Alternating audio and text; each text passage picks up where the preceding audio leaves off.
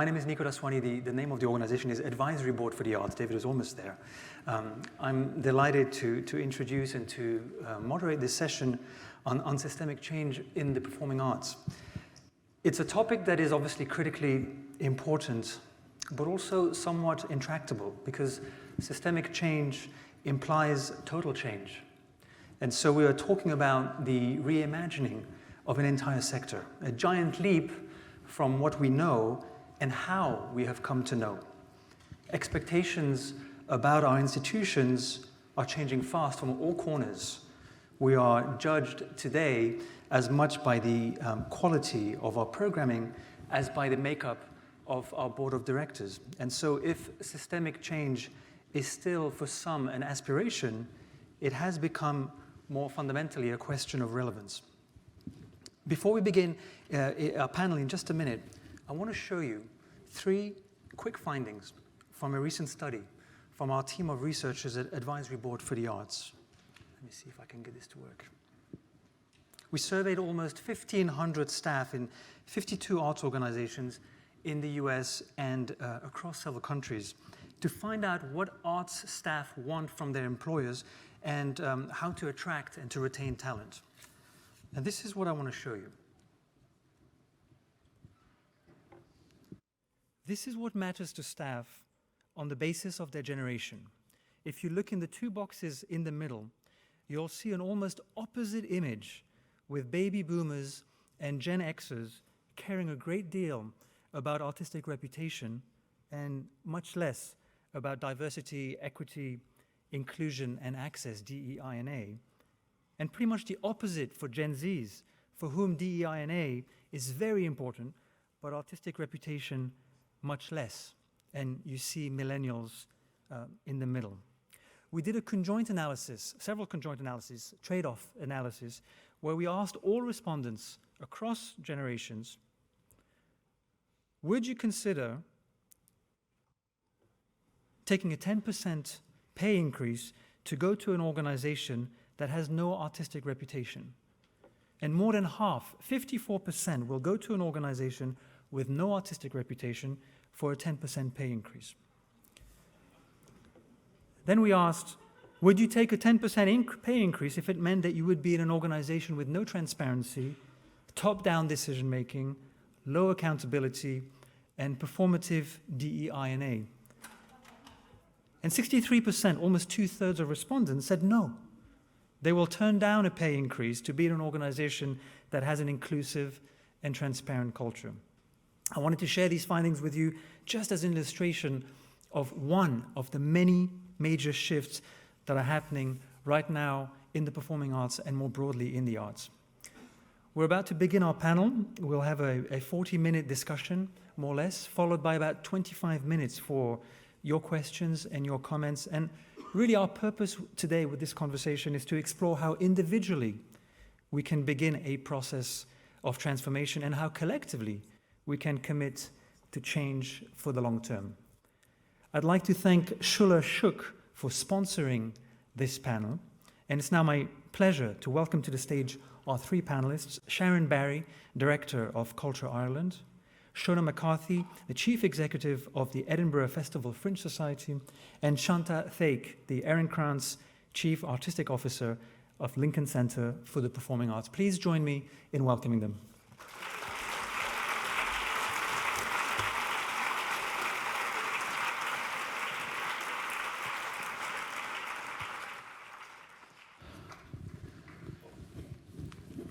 I'd like to start with you personally and ask you about the process of transformation that you have gone through individually in the last 3 or so years since the beginning of the pandemic.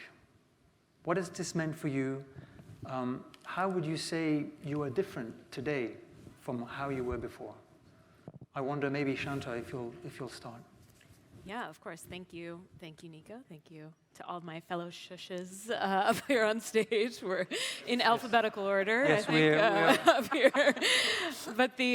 But I think, unlike Govind, my workout routine did not change considerably. But I think a couple ways that I would describe myself pre-pandemic and still. I'm a Capricorn. Yeah, you know. happy birthday to me. And I'm also an incredible extrovert. So I want to be around as many people as possible, truly, all of the time. I have a really hard time being by myself.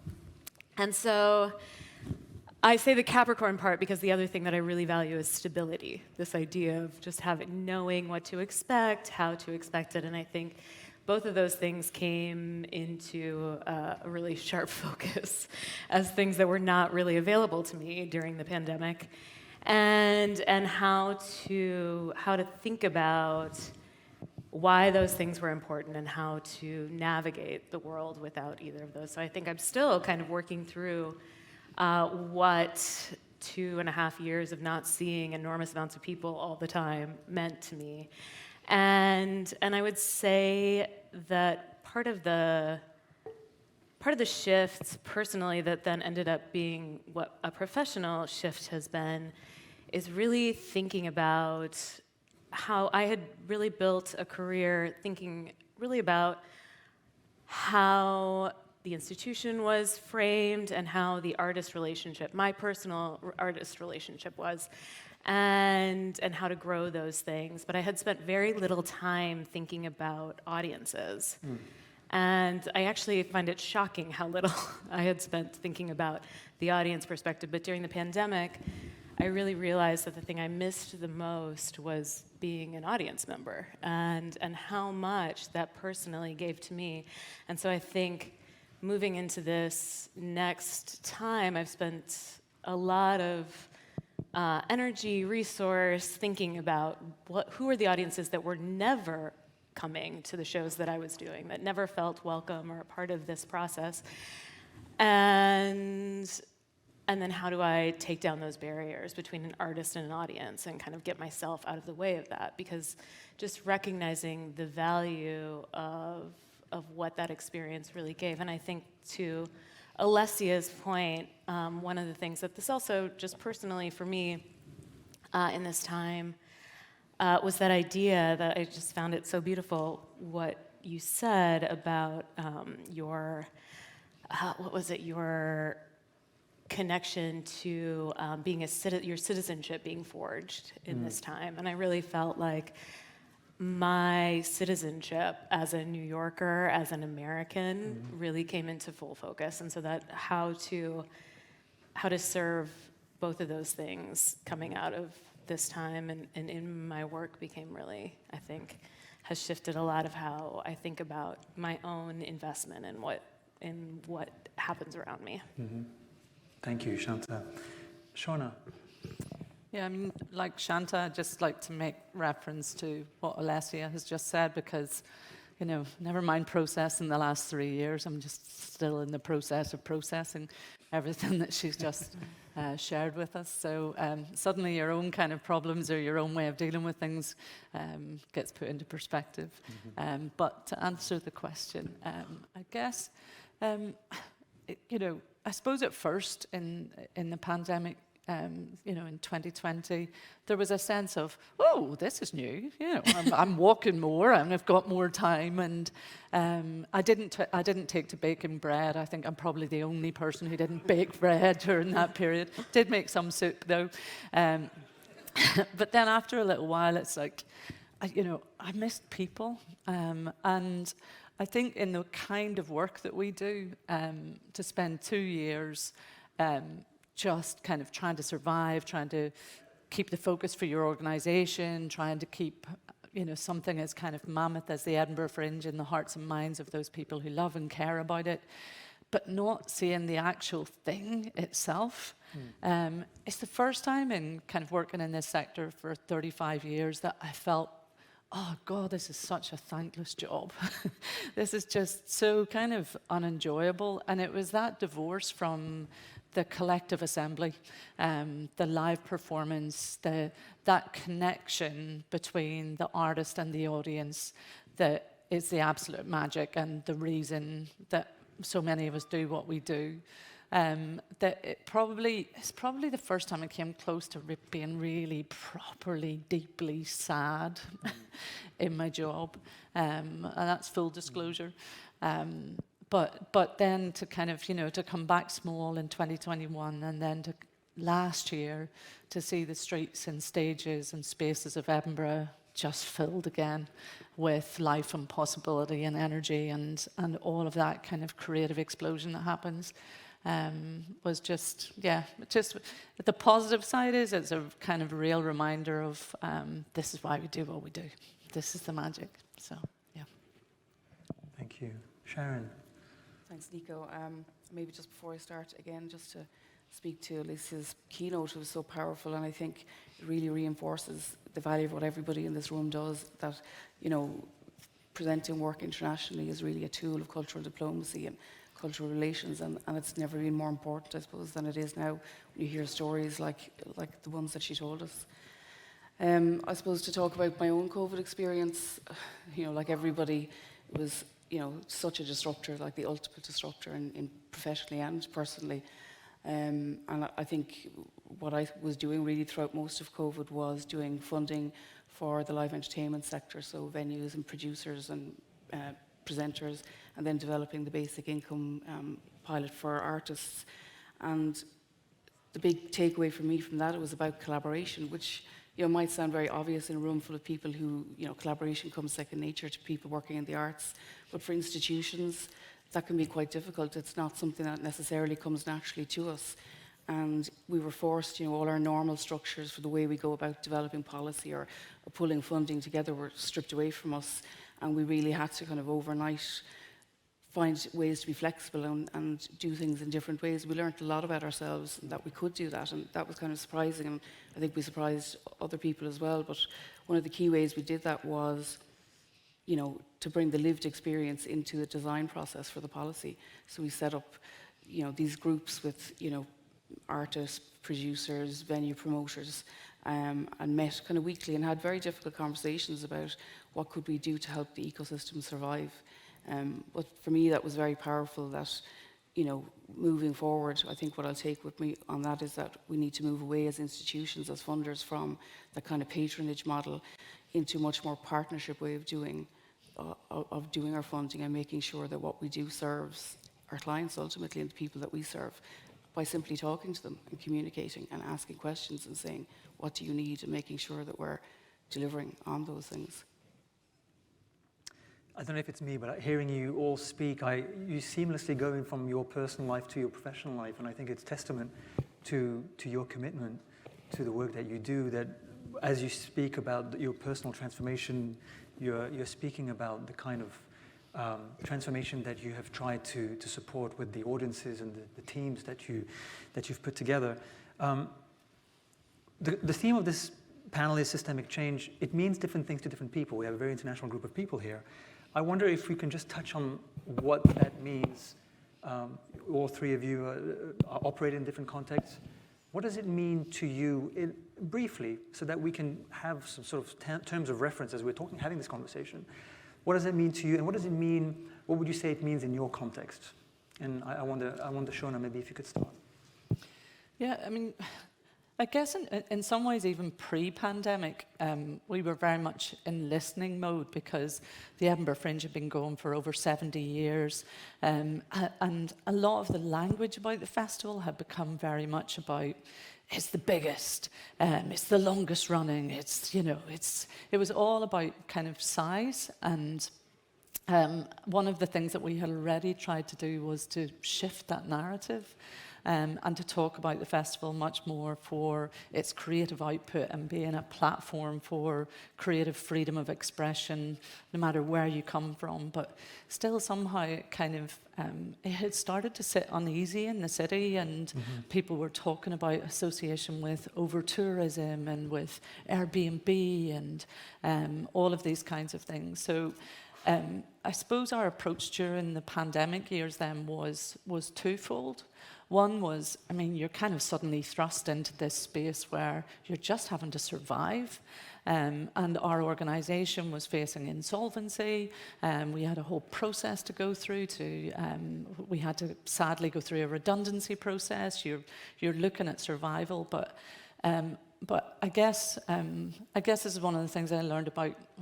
Possibly a good thing in my own leadership style was to not just use the time to concentrate on that, but also try to forge some space to use the opportunity of something so negative to create a bigger vision for the future, or to create something kind of new and a bit of a reset for the Fringe. So we embarked on this kind of probably the biggest consultation exercise we'd ever undertaken for the festival. And we don't own the Fringe. I'm the chief executive of the Fringe Society. It's the kind of small charity that I suppose is the glue that holds it together. But we don't own it. It's made up of thousands of stakeholders, and it's one of the beauties of the thing that it's got a collective ownership. So we went out to talk to people about what do you want to see a Fringe post-pandemic look like. And we talked to, for the first time, talked in a really meaningful way to residents of Edinburgh, to community groups, to funding agencies, as well as the festival stakeholders themselves, artists, venues, companies. And we've published this sort of 10-year ambition for the Edinburgh Fringe that really speaks to what came out of that whole series of conversations. So our kind of mantra, and it was a really interesting process, because the thing that people still held dear about the Fringe, the thing that came out really strongly, was its founding principle that anyone could be part of it, and that it should be a festival that embraces anyone who has a story to tell. So our new mantra is to give anyone a stage and everyone a seat.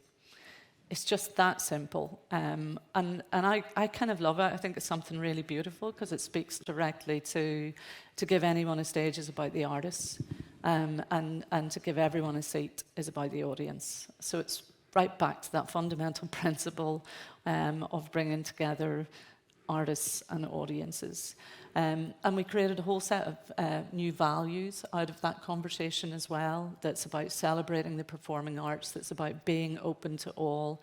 And the third one to me kind of is even the most important, which is quite simply to look out for each other. And whilst that might come across as a very simple term, behind it, it's all about fairness and openness and equity and inclusion and looking after each other as we work in the arts. And then we set some, so that's the soft, lovely stuff. Then we set some really challenging goals that we deliberately have called our development goals, to chime with the United Nations Sustainable Development Goals. And there's 6 of those. And those have big targets set against them. So it's climate action, it's about fair work. We've set a target of 95% of everyone who participates in the Fringe should be paid the living wage as a minimum by 2027. These are big, challenging things that I don't have control over because the Fringe is made up of so many moving parts. But we felt very strongly, if our organisation has a role to play, is to try to set those standards that we think the whole Fringe community should try to aspire to. So they're published on our website. Our job is to help, to support, to guide people to get to this kind of utopian festival vision. The second part of that job is, even if we can't deliver something ourselves, to convene the right players around the conversation, so that we're using our convening role at the Fringe to bring the right people together to make change happen. And then the third one, which is really important and speaks to some of the slides you shared earlier, Nico, is about measuring. Because you can really only kind of test, are we getting there? Is the change happening? Is the urgency of now happening? By testing and measuring every year where you've got to. So we've set some real plans for measurement in place. Everything from we've committed to every 2 years we'll do a survey of workers across the whole Fringe landscape, so that we can understand where we're getting to in terms of that living wage agenda. And that's just one example. So I'm really proud of that piece of work. As this conversation goes on, we'll probably talk about it's easy to put something down in writing. The real challenge, the real hard part, is actually making the change and supporting such a wide-ranging community to make that change happen and to see it. So I'm not pretending it's easy, but I feel really proud of the fact that we've worked collaboratively with the Fringe community to set a vision in the first place. But Shona, I do want to follow up on that, because it is easier to set these visions. Not easy, but easier. But as we've talked about before, incredibly complicated and complex with the amounts of stakeholders, especially in a place like the Fringe. To the extent that you can, talk to us a little bit candidly about some of the challenges, also as a way for others who are on this journey for their organizations, about some of the battles that you have to fight. Well, I mean, I think some of the challenges with a festival like ours, which I should make clear, is not your traditionally publicly funded, curated arts festival. So everyone's coming to it taking their own risk. I'm sure there are artists in this room who've come to the Edinburgh Fringe and know exactly what it's like to take that risk to bring a piece of work there, because you're doing it at your own cost, and you're taking all of the risk with that. So, and all of the Fringe venues, companies, artists are all taking a risk to bring work there. So trying to kind of say, at a time when there's, a cost of living crisis, when there's all kinds of legislative changes happening across Scotland and the UK, that now we want you to do all of this. We want you to be a carbon neutral venue. We want you to be a living wage employer. When the cost of everything has gone up, and yet everybody wants the Fringe to be the most accessible festival, so ticket prices have to stay at a certain level. You've only got so many levers that you can use. So it's challenging. It's challenging, and it means that people are going to have to change their models of working. They're going to have to change their way of doing things. And that can be like hauling a juggernaut uphill. But it doesn't mean that the Fringe community itself isn't committed to it. Everybody is. I mean, there's so little in what we've published that an ethical person wouldn't want to subscribe to. But we know that the journey is going to be challenging and it's going to be difficult. But again, it comes back to that point of collaboration. If we can collaborate and work together and bring our creative energies to want to make the best version of a festival rather than the biggest version of, and lose the growth agenda and concentrate on a quality agenda, I'm totally convinced that we can make it happen. Yeah. Thank you. Shanta, I want to ask you also about how you think of the word systemic change, but maybe this can be wrapped into this other question, which is the amazing work that you've done since you started at Lincoln Center. You were appointed Erin Cran's Chief Artistic Officer in 2021. You're already credited with bringing in more diversity, more audiences from different backgrounds. Help us understand how you're getting things right. We want to know this. We want to know the secret sauce. It's not easy. You also have tons of stakeholders and a lot of pressure. So help us understand what it is that you're doing that you think is resonating, and how you think between the urgency of now and the long term. How you're able to bridge those needs. Well, I will say to Shona's point, I think, it's of course challenging to make big choices and bold moves, but I don't think conservatism is being rewarded right now either.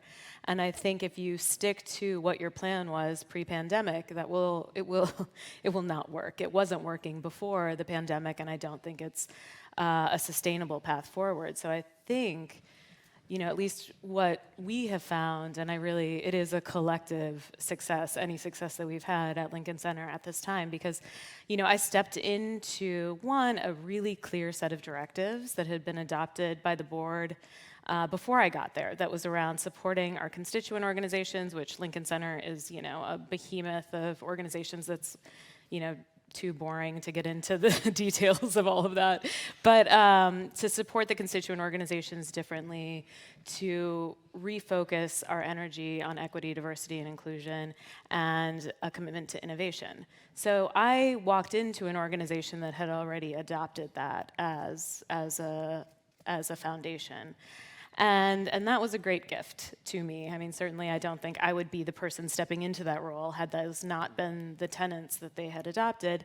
And I would say that what we do joyfully. I think that's been really incredibly important to point out the successes as they happen in real time and to celebrate with one another, being together, planning together how the way that we make decisions, pointing out decision making in the ways that how people are making those choices, when I'm making those choices. I think back to, sort of that slide of people do want to work I don't think it matters necessarily who's making the decisions, as long as you see that decisions are being made and you understand where your placement within that is. And signing up to work in a place like that, I think back to systemic change, in America, certainly the systems that we're working within and where, the organizations that I have worked at are known as predominantly white institutions. And so there's all of these systems of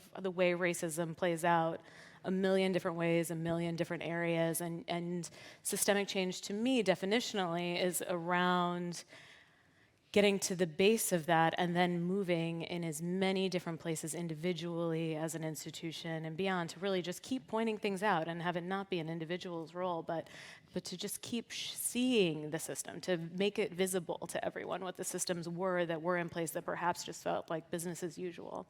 And to start to undo those, to start to say, like, let's try it another way. Let's do it. And guess what? You are a part of it, not just me. Although I will have to make a decision here and there that are going to shift the way we do things. And I think it's been, I will say, and maybe some of my staff members that are here would disagree, but I think it really has been an enormous amount of fun. And I think that's the driver that pushes us forward, is being able to do something together again in person and on Zoom. And trying to bring that experience into how our audience meets the work, so that it's as fun. And I say fun, I know work takes on a variety of emotional contexts, but I will say that we have really centered joy in the type of work that we've done, in the type of environments that we've created, because I think it's based on our own listening and our own community of New York City coming out of this time, this idea of creating joy-filled experiences for people to come together in a new way. And then taking down those barriers of entry has been very, very important to us. And then beyond that, there's other systems around ticketing. Lincoln Center has a lot of systems, a lot of systems that have been around for a long time. So I think there are things, we do choose what you pay ticketing or free ticketing for all of our summer events, where we brought in hundreds of thousands of people to campus for the first time. And we focus on many other pieces of that experience, from our security teams' interaction with the folks that come up, to the way that our ushers are trained, to the way that we ourselves as a team are present. You make it sound very easy, which is testament to your leadership, because it is not. Just to follow up on centering joy in the way that you operate, just give us a slightly more granular example, or ways that maybe you and the team operate, or you and the board operate, that you would say is different from how it was done before in previous positions, so that we can kind of maybe just visualize a little bit more what happens, how you're making these decisions. Is it in the way that decision making is maybe shared? Is it just go maybe a little bit more granular for us? Yeah, I would say more granularly, we, because we all work in different ways and we're not all together and we can't spend time together in the same way that perhaps we were all used to, and that, if I had my way, we'd all be sitting in an office together every single day, talking to one another, seeing each other, going out to lunch, and then going out to drinks after. That is not sustainable nor a good practice for any of us. But I think the way we do it now is we do, really quarterly retreats where everybody has to be in person, where we spend a lot of time really doing the granular planning, where we map out our goals, what we're individually doing. We put Post-its on a wall. I did this at Joe's Pub too. It was definitely a part of the process. I think it scales of just being together and really offering people the chance to feed into to this larger vision. We did adopt our own vision that really pulled from all of the areas of programming. So at Lincoln Center, There is, of course, the programming department, but there's also an EDI department that was doing public-facing programming. There was also an education department that was doing public-facing programming. There was an advocacy department doing programming, and none of us were sharing best practices necessarily, or actually acknowledging the incredible work that each other was doing. So I think widening the team aperture a little bit to say, if you don't know, look at these people. You know, this is a great privilege of working at a place like Lincoln Center, of course, but this immense amount of resources that were really being held in very specific places. To be able to share that has also been, I think, one of the great unlockings of this time for all of us. And partially that's resource driven of, you know, we actually can't afford for you to be doing your work over there and for me to be doing my work over here and for us to never get together. We need to know how to reach audiences with autism. We want to be able to be in the conversation of how to bring in multi-generational audiences. Well, you know, our programming team does not have that expertise, but our family programming team absolutely has that expertise.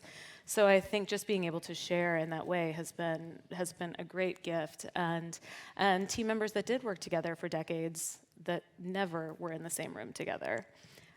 So I think just trying to break down some of those walls for ourselves and celebrating internally the great gifts that we have. And what would you say are some of the catalysts that have led you? I mean, is it a combination of things? Is it a combination of the time, of COVID, of the pressures of relevance that have, because what you're talking about sounds like an idealized state, I think, for many people. But how do you get from a structure that perhaps wasn't like that in such a massive institution to what you describe as really amazing place to work? Yeah, I mean, I do think it comes from a different sort of allocation of resources and having less resources to do the things in the way that we did them before. So you have to be innovative in how you approach the work and each other. I really do think it has been a great gift to us to be able to say, this is what we did before we can't do it that way. Even if we wanted to, even if lots of it worked very, very well for a very long time, we actually can't do it that way. So what is the way that we can work, and how can we center, again, our audiences a little bit differently than we perhaps did before? And just shift our role as not just a cultural institution, but a civic cultural institution, one that has to have deep ties to the community that we serve, because even if we weren't before, that is being demanded of us now very publicly as this huge, very well-funded organization. Like, what have you done for me lately, basically, from everyone that's surrounding us, looking at us, saying, well, I've lived in the neighborhood for, 60 years, and not once have I felt like I could step on campus. And or I felt like I could step on campus for one part of the year, but perhaps not multiple places, or I felt welcome in one space, but then when I came to another space, I actually felt like I was actively being asked to leave. So I think, I'm not sure what the granular pieces of that are, but I think being able to celebrate the resources that we do have and shifting our energy towards equity and what is the experience that we can maintain across all platforms. Thank you, Shanta. Sharon, speaking of resources, you've spearheaded the groundbreaking Basic Income for the Arts program in Ireland. If I understand well, 2,000 people with unconditional funding. Remarkable. Please tell us a little bit about the story of the origins, what this is, and how you see potentially the possibility or the challenges with this going from being a pilot into becoming policy in Ireland. Yeah, I mean, maybe if I just sort of start with what it is and then maybe go back to how it came about. So we have funding for 3 years for a pilot for 2,000 artists. So it's a basic income model. They'll be getting €325 a week, which is about $340 for 3 years, and it's completely unconditional. So the only condition was that you were eligible, and that eligibility criteria was around that you were an artist, a practicing artist, and you had a creative practice of your own. Once you could demonstrate that, you were entered into basically a lottery. It was an anonymized, randomized selection process, and we pulled 2,000 names out of a computer in this case. And I think really fundamentally what it's about is addressing income precarity in the arts. I suppose when I think back on COVID and the origins of it, it was really about, everybody was using the arts to get through the lockdowns. Everybody was, reading books, watching movies, watching performances online. And at the same time, the makers had their livelihood stripped away from them. And so it brought into really sharp focus the value of creative practice. And when we were trying to come up with ways to support the arts and how to, support the arts to come back stronger after the pandemic, we were thinking that, creative practice is the place. If you support that, then everybody who works in the arts, is supported because work is created. I suppose, the real genesis of it was that the Minister for Arts and Culture, Catherine Martin, set up a Arts and Culture Recovery Task Force in 2020. And that was, again, back to this, thing that we've all talked about collaboration and sort of stakeholder engagement. So it was really, artist resource organisations, everybody who was working in the arts trying to come up with ways to really make sure that post-pandemic the arts still existed. And I suppose part of that organisation or part of that stakeholder group, they came up with a series of recommendations, but their number one and their unanimous recommendation was a basic income for artists that they saw as being the key way to support the arts. Now they were talking about a basic income for the whole arts, for everybody who works in the arts, which isn't quite where we've landed, but I think there was that will in the sector that everybody unanimously agreed that that's the single most powerful thing that could be done. The minister, at the same time, we were just in a lucky position that, she's a musician herself. She has an intrinsic value for the arts that didn't have to be explained to her. And so she really went for it, and she managed to get funding from the government for a pilot scheme as part of the National Economic Recovery Plan. And I suppose when we set about to design it then, we had a limited enough budget. I mean, it was 30 million a year, and everybody kind of agreed that it would have to be on, a minimum wage sort of level, which meant then we had enough money for 2,000 people. So that was the challenge, that how do you select the 2,000 people? Who's going to, pick out the golden ticket? It was really challenging. And again, that when we thought about that, when we tried to design it, we came back to practice, creative practice, and that if we support artists to create, then that will support the whole ecosystem going forward, because there'll be work for people to present. And, I think that the stakeholder group and the sector themselves saying this is what would be the most useful thing you could do for us was a real lesson in that soft power. And, and that's something that, I think without COVID it wouldn't have happened. I know there's an organisation in Ireland, the NCFA, which is the National Campaign for the Arts, who were on that recovery task force and who had advocated for at least 5 or 6 years for a basic income. But because it's an expensive intervention, without COVID, it really wouldn't have happened. So it's really, I suppose, that's the big dividend out of COVID for us in Ireland, is that, we've 100 million now for 3 years directly to support artists, and very much a very, classic model of basic income. There's no means test. There's no conditionality. We won't be checking what you're doing. We won't be doing a qualitative assessment. We basically are trying to create the space for artists to just create and to focus on their practice, with the, I suppose, the intention that they become self-sustaining, self-employed, and be able to, not have to work outside the arts if they don't want to. So again, addressing that income precarity and allowing people to just focus on their practice. Amazing. That's amazing. I mean,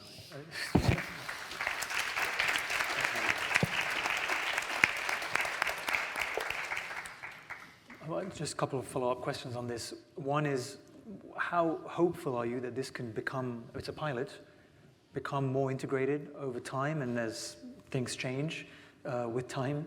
And secondly, have you been in touch with other nations, other countries that are trying to do something similar? Or if representatives here would like to try something similar, if it hasn't been done, where do they start? Yeah, I mean, there's a lot in that question. I mean, I suppose we were so busy at the time, we were just trying. We had a very short time frame. We had like 11 months from when the recommendation was made to when we actually launched it. And that sounds like a long time, but it's not when you're trying to do something that's fundamentally transformational in the way we support artists.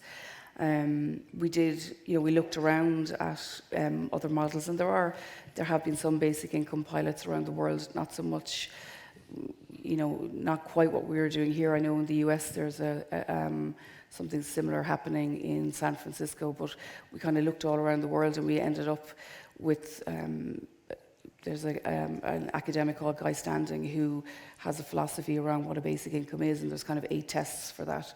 And really it's about, it's about trust. So we didn't want to do a social welfare, social protection measure. We wanted to support people and support creative practice just in and of itself and value people's time. And it was about the fact, everybody knows artists spend so much time either being underpaid or not paid at all while they're in developing something. And that's the piece that we wanted to address. I think in terms of it's a challenge to make it a permanent intervention, I can't say what will happen in 3 years. That's really going to be down to what actually happens as a result of this. And this comes back to, Shona was talking about, measuring. And, while I know people, especially funders, they can be a little bit resistant to we're always looking for outputs and we're always looking for what are you doing with the money? But in this case, and we have to do that, we have to measure if we're going to go back and look for something that's quite expensive, like it's 100 million for 3 years. And that's only for 2,000. And we had 9,000 applications for it. And out of those 9,000, 8,000 were actually considered eligible. So to fund it permanently is a huge ask. And I think that's going to be back to demonstrating, does it work and what are the outcomes? So it's fundamentally a huge piece of research. We're going to be collecting a lot of data, and but not qualitative data around the art. It'll be more about how people's lives have changed. We want to demonstrate that, say mental health and well-being, for example, they're going to be key measurements in if you take that income precarity away and you allow artists to focus on their creativity, what's the dividend for society? What do we all get out of that? Because that's one of the key things out of COVID that, we've been underpaying artists for decades and expecting them to, sometimes perform for free and maybe being instrumentalized to some extent. And what would happen if we support them? We just support art for art's sake.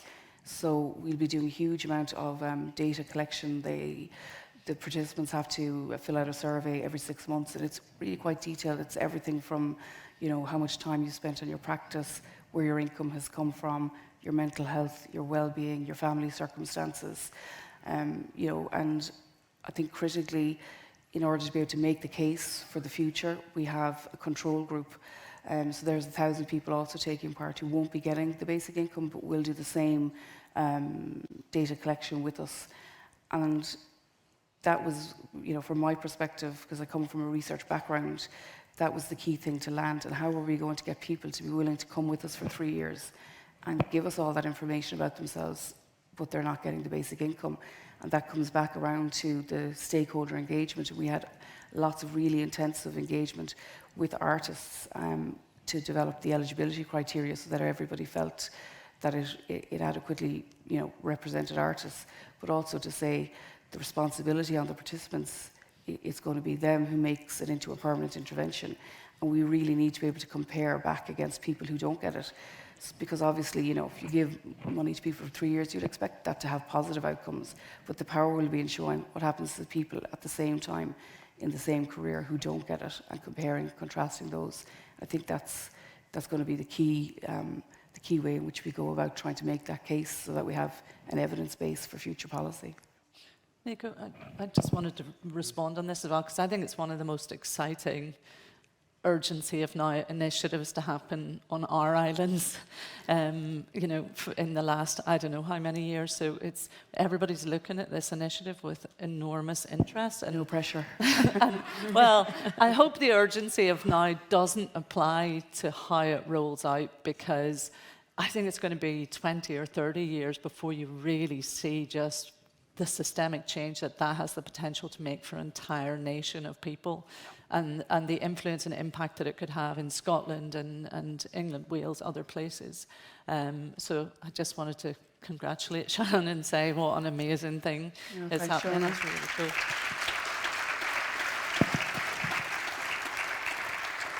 And look, I can't take all the credit, only some of it. I mean, it takes a village, like with everything, and I do think, COVID was the key here, and having that political will, which sometimes can be hard in the arts because it's sometimes a little bit intangible, and COVID made the arts so tangible for everybody. Everybody, used them and got them through, but also the artists themselves, saying this is what would support us best.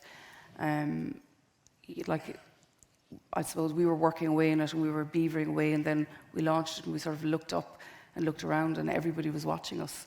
And so I suppose we kind of maybe didn't realise how transformative it could be. And there's a lot of debate out there about basic incomes and living wages, and some people, we got a lot of pushback from people who are philosophically opposed to the concept of a basic income, who, feel that it's sort of the state controlling and preventing you from doing anything else. And I think we look at it very differently, because that might be true if there's a lot of conditionality attached to it. But the key here was no conditionality. We're just saying, if you want to make that choice to be an artist, if that's a career path that you're looking for, and this is really an equality sort of measure, that's not always achievable for everybody. If you're underpaid and if you're lowly paid, certain socioeconomic groups, marginalised communities, can't make that choice always to become an artist. So if this could become permanent, it would really create that career path for artists, and that could be very powerful. So again, I can't say what will happen in 3 years. But to my mind, it would be a shame if it was just an interesting experiment that we did for 3 years and then it stopped. That's remarkable, Sharon. Thank you.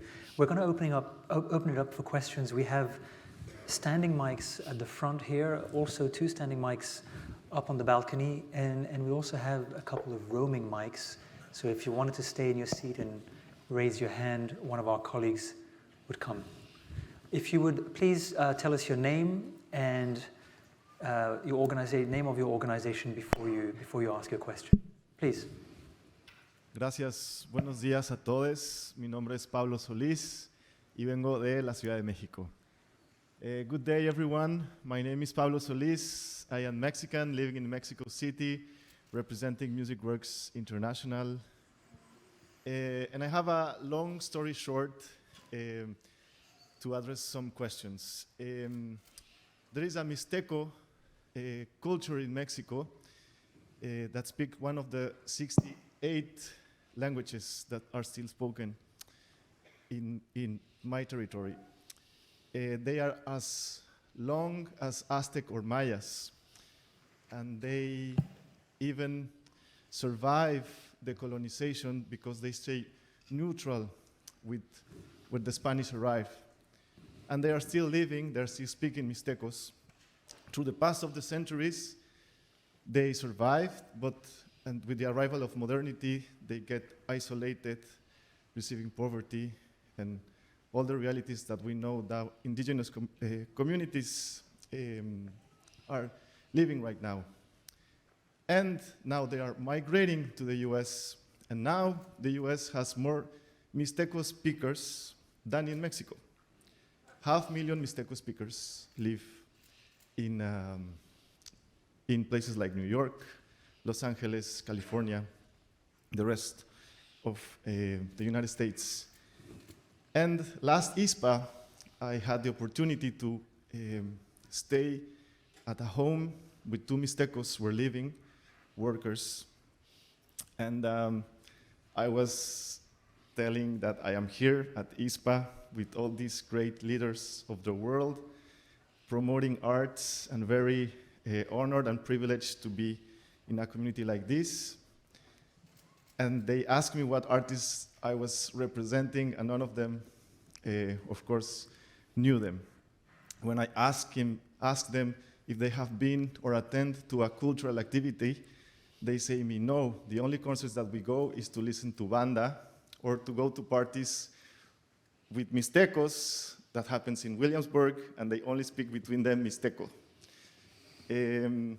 So this addressed me, or this, while I was coming to ISPA with all my privilege, and also as a former worker in presenting arts or in governmental organizations promoting culture.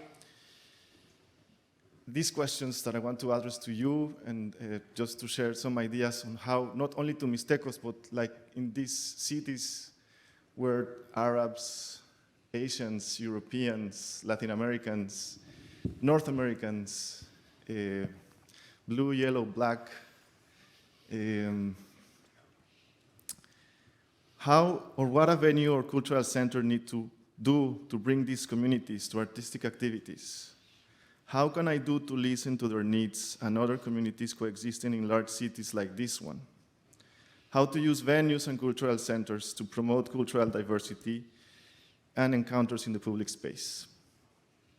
Thank you. Thanks. Thank you. Shanta, does it come to you? I'll start. I mean, I think that's a beautiful question, and one I think it is partially about looking at the makeup of your community, and so we do spend a lot of time actually looking at the demographics of what is New York City.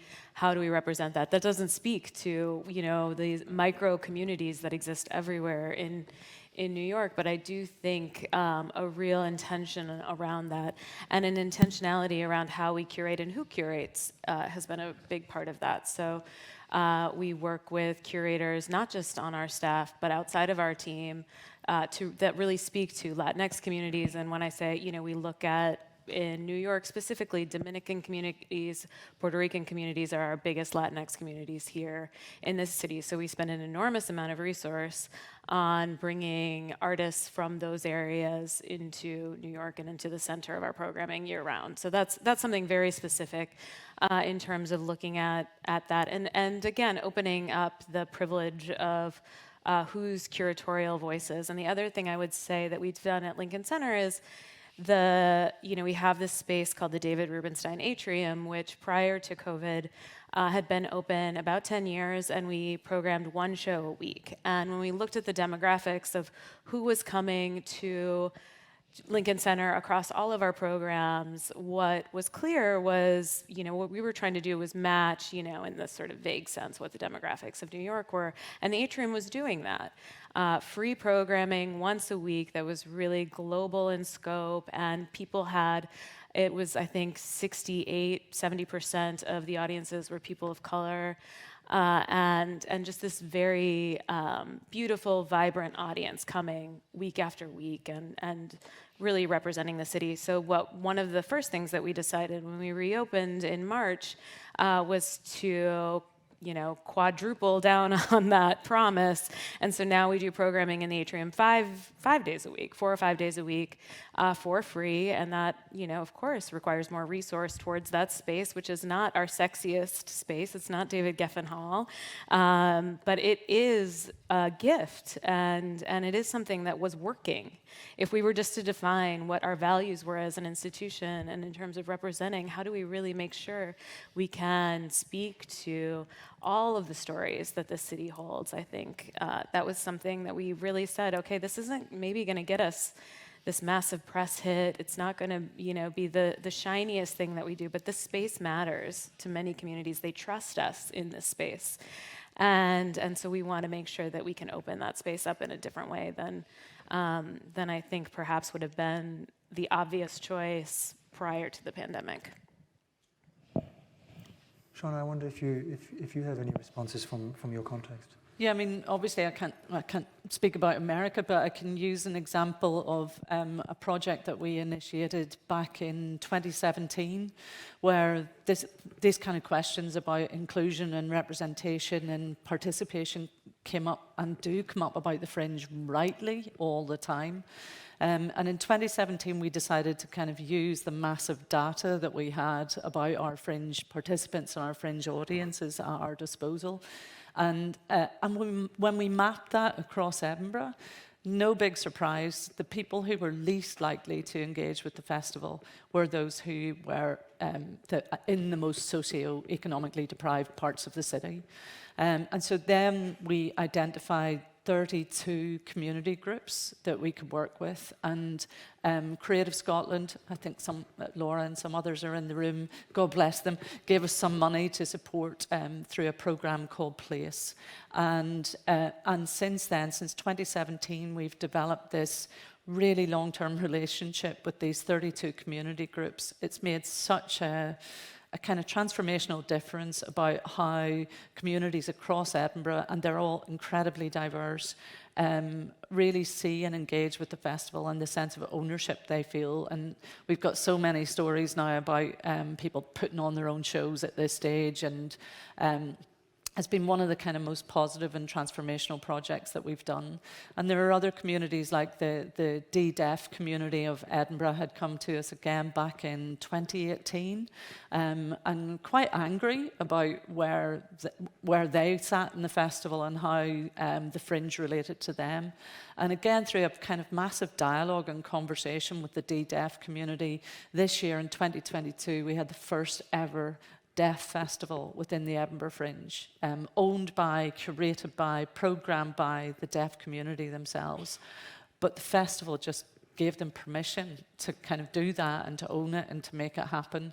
And it was 100% sellout, probably an exceptional thing for the Edinburgh Fringe for anything to be 100% sellout. So, and an enormous amount of work we're doing with the Autism Society and with wheelchair users and all kinds of different communities across Edinburgh. So yeah, really proud of some of that work. We'll take our next question, unless Sharon, you had anything you wanted to add. Well, I suppose in the Irish context, I think it's a great question because you're talking about representation, and fundamentally that's about equality, and that's how we make sure that we're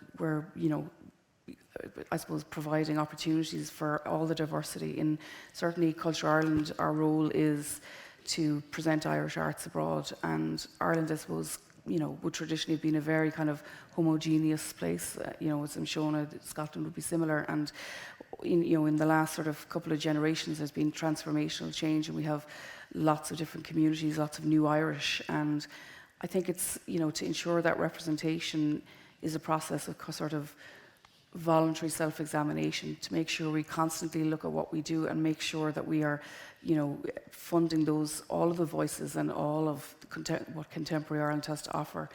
I know about 14% of people in Ireland who live there don't identify as Irish, and we need to look at ourselves and our grants and see, are we actually representing those people, their voices, their experiences? So it's a really, really important point and a big challenge, as we move forward. And you never get to the end of it. Yeah. It's never, right, we've arrived now, we're including everybody. It's a constant reevaluation. Yeah, absolutely. Thank you. Next question, please. Hi, my name's Ross Manson. I'm with Volcano in Toronto, a theatre company. I think it's a question for Shona mostly. It's sort of how does the international equity and a festival city's affordability intersect? My own company's had 6 shows on the Fringe and 1 at the International Festival, but Canada's a pretty privileged country, and we have access to tour funding, and it's still difficult to get a show on the Fringe and not lose a lot of money. Is there a conversation going on now about how artists from countries that don't have tour funding or a culture of donation, how do they access the festival? Yeah, I wish I had an easy answer to that one. And again, because it's not a traditionally funded arts festival, everybody does come at their own risk. So and it can be costly. And I guess it's one of the positives that come out of the whole COVID experience was that we were able to do real proper experimentation in the digital space. And I'm not saying that that's the absolute solution. But there's definitely some really interesting possibilities there. And for the last 3 years, we've been doing a project called Voices from the South, and it's where we've been working with artists from Mexico, from South Africa, from India, and with artists from Scotland to try to create different ways of creating a fringe opportunity and experience without the need for people to travel. So that's just one mechanism that we've been working on. Everybody knows that Edinburgh's an expensive city to come to. It's an expensive city to stay in. We're working closely with Scottish Government at the moment as well, because there's legislative changes around the whole use of Airbnb in the city that's also affecting the accommodation stock. So we don't have all the answers, but we try to use our convening role to bring policymakers together with the universities and other kind of accommodation providers in the city to try to source affordable accommodation. For an organisation like us, the sorts of levers that we can use are freezing registration fees. So everybody pays a registration fee to be part of the Fringe. That hasn't increased in 15 years. Also trying to keep access and ticketing affordable. I mean, we try to do it all, but there's no easy answer to it. And I guess it's always going to be costly if you're coming from overseas to travel to put work on in Edinburgh in the same way as it is for anyone kind of touring to other places. We have a question here. Hi. Hi, Laura Colby from Elsa Management in Brooklyn, over the river. Welcome back to New York, everyone. Thank you for the shush. Fantastic. I just wanted to comment on the guaranteed wage for artists and to just follow up on Sharon's comment. Here in the States, actually, we have 3 cities that have programs: San Francisco, St. Paul, and the state of New York, which has a Creatives Rebuild New York program that actually funded 2,400 New York-based artists at the tune of $1,000 a month for 18 months. Unprecedented again, and I just can't salute those efforts enough. Also, I find the most innovative and fantastic ways to support artists is to put them on your payroll. So if your institution has the capacity to consider supporting an artist literally on your payroll for 6 months or a year, please do it. It's a fantastic gift to the artist and points back to benefits to society. Thank you. Yeah, I'll say we added not enough, but so one of the things that we have done in this last couple years, or since I started, was add Mimi Leanne and Mahogany Brown to payroll and have them as our artists in residence for 2 years, but 2 years as full-time staff members with all that entails. And my hope is that we can expand that considerably, because the benefit to us has been, just quadruple that in terms of what they bring to us in just who they are, their thinking, and not to mention, of course, their own work when they decide to bring it to us, and it's fine when they don't. But I think it's been such a beautiful gift to have those 2 artists, and I hope we can do much, much more in the future. We have a question here, please. Hello. Thank you, Nico, and thank you, everyone in the panel. It was really wonderful to hear your insights. And also, a huge thanks for Olesia for a very, very important keynote. I do understand that I speak from a rather privileged point of view, but still I have to comment and ask you a question. At least, Shona, you touched upon this at least a little bit, and the Nordic Corner here started discussing the fact that Nico, you in the beginning you presented the slides about what actually makes people tick. What does it matter? What are the important factors of why you're working for a company, of working for an organization? This is something I believe we've all had to really deal with in the pandemic period, because we all, I believe, had to face furloughs or even letting people go. And we really have to we're still struggling with the fact that we have to be quite analytical about how can we actually make sure that the talent really wants to work in our organizations and in the arts or in performing arts, because we all know that it has affected our field a lot.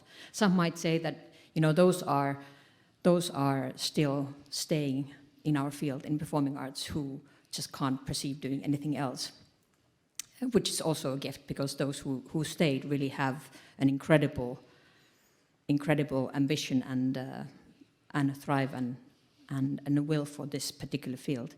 But still, I do believe we have to be quite analytical about it and quite intelligent about it. How do we make sure that we do get the best talent still working for our field?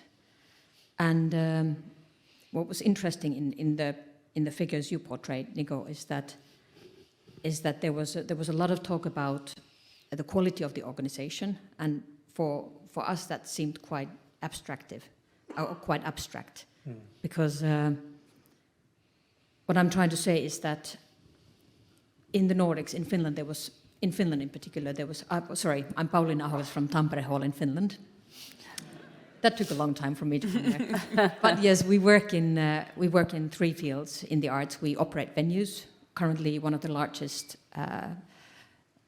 cultural and congress centers in the Nordics. And then we're also a promoter of all kinds of arts, from contemporary dance to ballet and opera to concerts, full symphony orchestra and that type of, and so forth. And we also produce original concepts. And what we found in Finland, and applies to the Nordics largely as well, but there was an extensive study about what people actually value, and in particular those that are academic or are in our types of fields, value actually sustainability. They're even agreed to taking a 30% cut in their pay to work for an organization that takes sustainability seriously, like really works on it from all the 3 different angles, from environmental sustainability, from social sustainability, and then also from economical sustainability. So my question is that, Shona, at least you mentioned that this for you meant innovation. But Nico, for example, you study our field. I believe this is a question for all of you, but for Shanta as well, sort of how do you feel, does this have an impact in the US? Do you see this in your organization, in your recruitment, in the way you work? Has it really started to matter? Because, our organization, we worked on this for 25 years. We operate a carbon neutral building. And for 20, 30 years, this wasn't a competitive edge for us at all. But now all of a sudden it really starts to matter that we see in our recruitment that people really, they audit us for these things. So I would like to hear, what does quality mean, Well, I can tell you, from the members, we have about 80 members at Advisory Board for the Arts, and what we've been working with them on basic things like job descriptions. Because the job descriptions that we used to put out for attracting talent about how great our organizations are fail to resonate with younger staff or younger potential staff. And so even the way we, as organizations, portray ourselves, being much more audience-centered, or in this case, talent-centered, is a major mind shift for many organizations. But this is how we have to think about how to attract talent in the context of a completely transforming labor sector, where younger people are not ready, maybe like some of the us or me, I should say, older folks, to sort of die for the mission anymore. People want accountability, and as you said, have a different set of expectations. So there's a lot of adapting that needs to happen to even just to attract people to come in.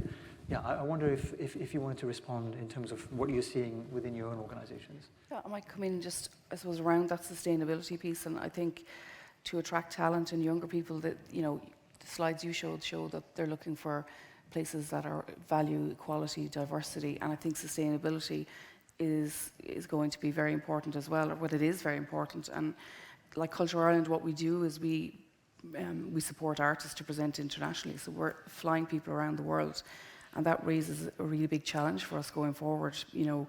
We want to continue doing that, but I suppose the climate crisis is essentially a social justice issue, and how do we address that? How can we become carbon neutral? What kind of measures can we take so that we can still facilitate that international exchange and that cultural diplomacy piece that's so important about allowing artists to present their work outside of Ireland? But how do we do it sustainably? And we're only at the start of that process. I think a lot of it is we need to know what our impact is first. We need to measure the carbon footprint of our organisations and really try and be creative about how we go about addressing that. And I know that's a key challenge for us going forward. I mean, even before pandemic, we had made kind of a very substantive cultural shift as an organisation, very much values driven. We had already introduced a whole kind of flexible working policy, because that's one of the really big things, I think, and I just think now, with everybody home working and stuff, such a spotlight has been shone on that need for people to self-determine, to manage their own time, to manage their own days, to kind of not have to clock in and clock out. All of those things, I think, have become the interesting offer because none of us are in a position to kind of offer ever-increasing salaries. So it's never going to be money in an organisation like the Fringe Society that's going to attract people. It's going to be how we work, how we support people to work, what our approach is to maternity, what our approach is to bereavement. It's all of that kind of whole package as an organisation of how we approach things, and also sustainability, our approach to the world, our care for the wider context. And I'd say we've shifted quite radically as an organisation over the last 10 years, and still thankfully do manage to attract talent. I suppose the really big worry for me is that in the UK, as funding for the arts gets chopped and gets cut, and we don't have brilliant initiatives like your one that I'm envying so much, Sharon, that we turn the clock back 50 years and our sector becomes only attractive again to people who have been born into privilege or born into money. And I think that's something that really worries me, and it is a real danger, and something we should all fight against. Folks, we've arrived at our time. We've spoken about joy, about collaboration, about experimentation, about access. I think ultimately, perhaps I've heard you speak about finding a combination of bold action, listening, and humility in the face of major changes. Thank you again to Schuller Shook for sponsoring this talk. And please thank the It had to be, didn't it? the additional 3 outstanding shushes here for their wonderful contribution. Thank you all very much. Thank you.